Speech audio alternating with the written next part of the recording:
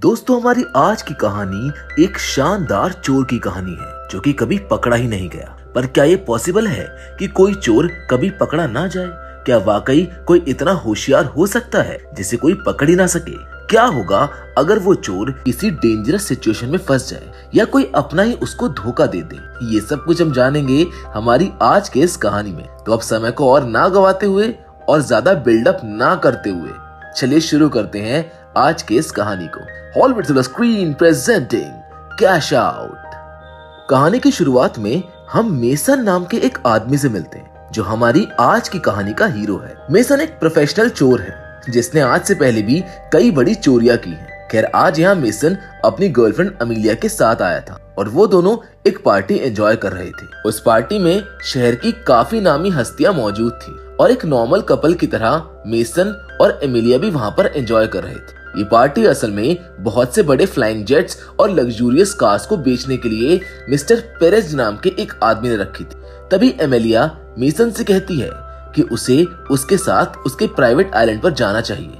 वो वहाँ उसके साथ बाकी की लाइफ बिताना चाहती है। वो बात कर ही रहे होते हैं कि तभी वहाँ पर मिस्टर पेरेज आ जाते हैं और मेसन उन्हें इस पार्टी के इनविटेशन के लिए थैंक्स कहता है। तभी वो उनसे उनकी कार कलेक्शन के बारे में पूछता है, जिस पर मिस्टर पेरेज थोड़ा परेशान हो जाते हैं क्योंकि ये एक सीक्रेट था। अब क्योंकि मेसन को इसके बारे में पता था, इसलिए उन्हें उसे अपना कलेक्शन दिखाने के लिए लाना ही पड़ता है। कलेक्शन को देखकर मेसन और अमीलिया की आंखें खुली की खुली रह जाती हैं क्योंकि उनके सामने थी दुनिया की सबसे महंगी कार्स, पर वो सेल पर नहीं थी। मिस्टर पेरेज बताते हैं कि कई बड़े लोगों ने बहुत ज्यादा पैसे ऑफर करके उन कार्स को खरीदना चाहा, पर क्योंकि ये कार्स पूरी दुनिया में सिर्फ मिस्टर पेरेज के पास ही थी, इसलिए उन्होंने उनकी बोली नहीं लगाई। खैर, अब मेसन उनको खरीद नहीं सकता था, इसीलिए उसने उनमें से एक कार के टेस्ट ड्राइव के लिए मिस्टर पेरेज से पूछा, जिस पर वो मान भी जाते हैं क्योंकि एक ड्राइव लेने से क्या ही हो जाएगा। खैर, अब मेसन और अमीलिया वहाँ खड़ी सबसे महंगी गाड़ी, जिसकी कीमत 20 मिलियन से भी ज्यादा थी, उसमें बैठ जाते हैं। और तभी अचानक वहाँ की लाइट्स ऑफ हो जाती है और होटल में काम कर रहे नौकर भी वहाँ पर आ जाते हैं। एक्चुअली में ये सब पहले से ही मेसन का प्लान था, उस कार को चुराने का। अब जैसे ही वो लोग गाड़ी में बैठते हैं, उसकी हैकर फ्रेंड ने वहाँ की लाइट्स ऑफ कर दी और इसी के साथ वो नौकर भी उसी के आदमी थे, जिन्होंने खुद भी एक एक कार ले ली और वहाँ से चले गए। अपने इस बेहतरीन प्लान को एग्जीक्यूट करने के बाद मेसन एमिलिया से कहता है कि अब उनके सभी ड्रीम्स पूरे हो चुके हैं, इसीलिए अब वो दोनों सेटल होने के लिए उसके प्राइवेट आइलैंड पर जा सकते हैं। तभी अचानक मेसन नोटिस करता है कि एक हेलीकॉप्टर और बहुत सी कार्स उनकी तरफ बढ़ रही थी। वो इस सिचुएशन को एनालाइज कर ही रहे होते हैं कि तभी एमिलिया उसकी तरफ गन पॉइंट कर देती है और उसे खुद को सरेंडर करने के लिए कहती है। असल में एमिलिया खुद एक पुलिस ऑफिसर थी और वो पिछले 2 सालों से मेसन को पकड़ने के लिए उसके साथ प्यार का नाटक कर रही थी। अपने सबसे खास इंसान से धोखा मिलने पर मेसन टूट जाता है, पर वो एमिलिया से कहता है कि उसके बिजनेस के भी कुछ उसूल हैं। एमिलिया चाहे तो उसे अभी गोली मार दे, पर वो कभी भी सरेंडर नहीं करेगा। जिसके बाद वो अपने दोस्तों से प्लान बी को एग्जीक्यूट करने के लिए कहता है। यहाँ एमिलिया को भी मेसन के साथ रहते हुए उससे प्यार तो हो गया था, इसीलिए वो उसको गोली नहीं मार पाती है। तभी पुलिस से बचने के लिए मेसन और उसके साथी अपनी कार्स को एक नदी में कुदा देते हैं, जिसमें से वो सभी आराम से बचकर निकल जाते हैं। वहीं दूसरी ओर अमीलिया पुलिस ऑफिसर्स की तरफ चली जाती है और इसी के साथ वो दोनों अलग हो जाते हैं। इस इंसिडेंट के 3 महीने बाद एक बार फिर हम मेसन को देखते हैं, जो अकेला उसी प्राइवेट आइलैंड पर रह रहा होता है जहाँ कभी उसने अमीलिया के साथ रहने का सोचा था। तभी एक दिन उसका भाई शॉन उससे मिलने आता है। वो मेसन से कहता है कि उसके पास उसके लिए एक प्रोजेक्ट है, जो सुनकर मेसन साफ इनकार कर देता है क्योंकि अब उसने ये सारा काम छोड़ दिया था। एमिलिया से मिले धोखे के बाद अब उसके अंदर किसी काम को करने की हिम्मत नहीं बची थी, पर शॉन उसको समझाता है कि उसको वो काम वापस से ज्वाइन कर लेना चाहिए और इस प्रोजेक्ट में शॉन ने खुद सब कुछ प्लान किया हुआ है। मेसन को बस उसका साथ देना है, पर मेसन फिर भी मना कर देता है, जिसके बाद शॉन वहां से चला जाता है।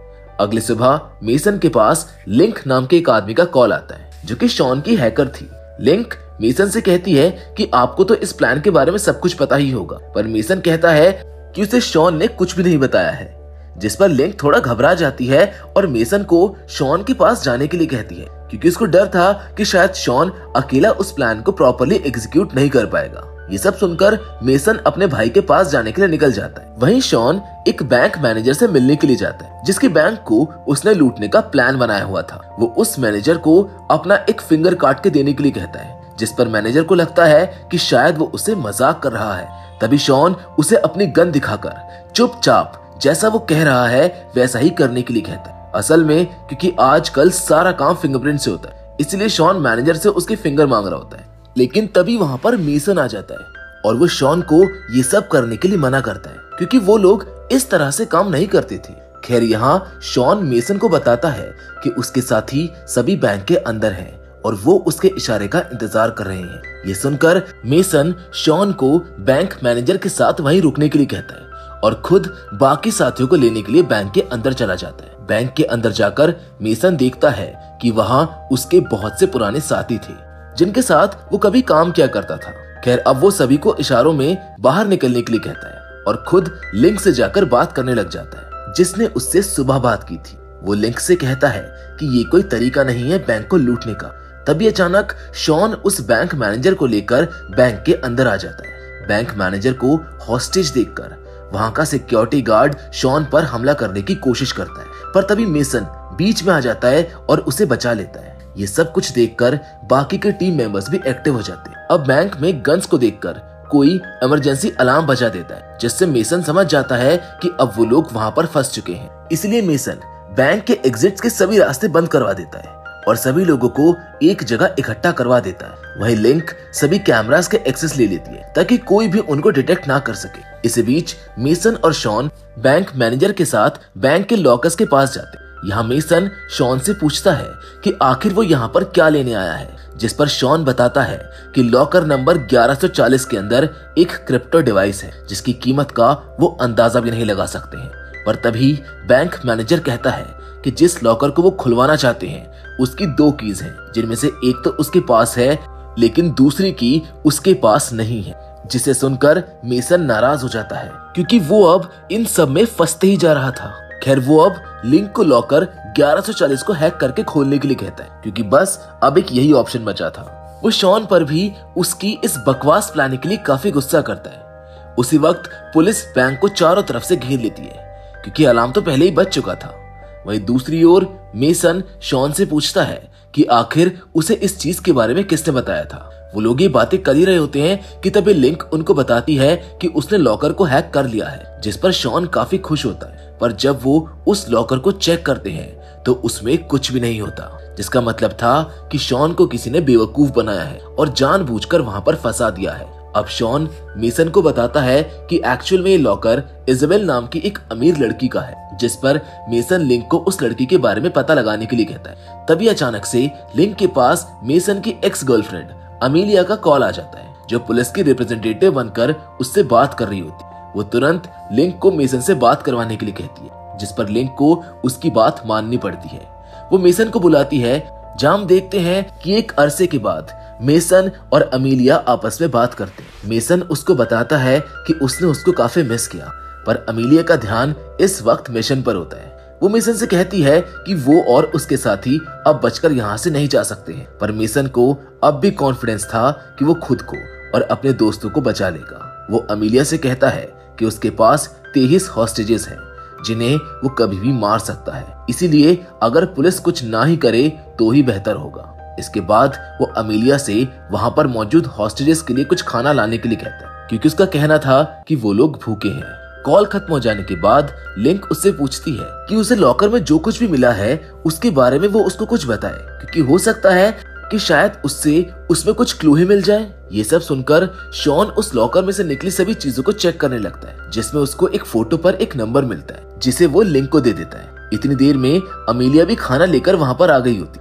जिसको देखकर मेसन काफी इमोशनल हो जाता है। वो उससे कहता है कि वो बस उससे मिलना चाहता था, इसलिए उसने उसको यहाँ पर बुलाया है। वो अमीलिया से ये भी कहता है कि अब उसने सभी गलत काम छोड़ दिए हैं और इस बार वो गलती से वहां पर फंस गया है। वो अमीलिया से पूछता है कि क्या वो अब भी उसके साथ उसके प्राइवेट आइलैंड पर रहने चलेगी, जिस पर अमीलिया उसे चुप रहने का इशारा करती है। वो कहती है कि इस डील के बदले तुम्हें 2 लोगों को छोड़ना होगा, जो सुनकर मेसन 2 लोगों को जाने देता है। तभी वो बैंक मैनेजर शॉन से गन छीन लेता है और वहां से भागने की कोशिश करने लगता है। मेसन और शॉन उसको पकड़ने के लिए उसके पीछे जाते हैं। वो काफी देर तक अलग अलग रास्ते से बाहर जाने की कोशिश करता है, पर फाइनली मेसन उसको पकड़ लेता है और दोबारा ये सब ना करने के लिए कहता है। इन सब के बाद बैंक मैनेजर उन्हें बताता है कि जिस आदमी का वो लोग लॉकर खोलने की कोशिश कर रहे हैं उसका नाम असल में है सालाज़ार। वो काफी खतरनाक आदमी है। अगर उसको ये पता चल गया कि वो लोग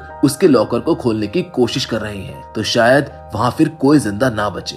ये सब कुछ सुनकर मेसन घबरा जाता है क्योंकि वो लोग अब बुरी तरह से फंस चुके थे। वैसे तो मेसन को हमेशा ही विश्वास रहता था कि वो बच जाएगा, पर इस बार क्योंकि प्लान उसका नहीं था, इस वजह से उसे भी कहीं ना कहीं डर लग रहा था। तभी मेसन के दिमाग में एक बात आती है। वो बाकी लोगों से कहता है कि शायद उस जगह पर कोई पैसा नहीं है, बल्कि यहाँ उन लोगों के बड़े बड़े राज हैं जिन्हें वो दुनिया से छुपाना चाहते हैं। वहीं दूसरी ओर वेरोम नाम का एक आदमी जो कि सालाज़ार का वकील है, वो अमीलिया से मिलने के लिए आता है। वो उससे कहता है कि वो उन लोगों को जल्द से जल्द उस बिल्डिंग से बाहर निकाल कर दे, और अगर उसने ऐसा नहीं किया तो शाम तक ये केस उनके हाथों से निकल जाएगा। वहीं दूसरी ओर बैंक मैनेजर ने अब मेसन और शॉन को ये बता दिया होता है कि एक्चुअल में सालाज़ार का जो खजाना है वो एक हार्ड ड्राइव है जिसे उसने किसी दूसरी बिल्डिंग में छुपा कर रखा है, जिसके बाद वो उन्हें उस बिल्डिंग की लोकेशन के बारे में भी बताता है।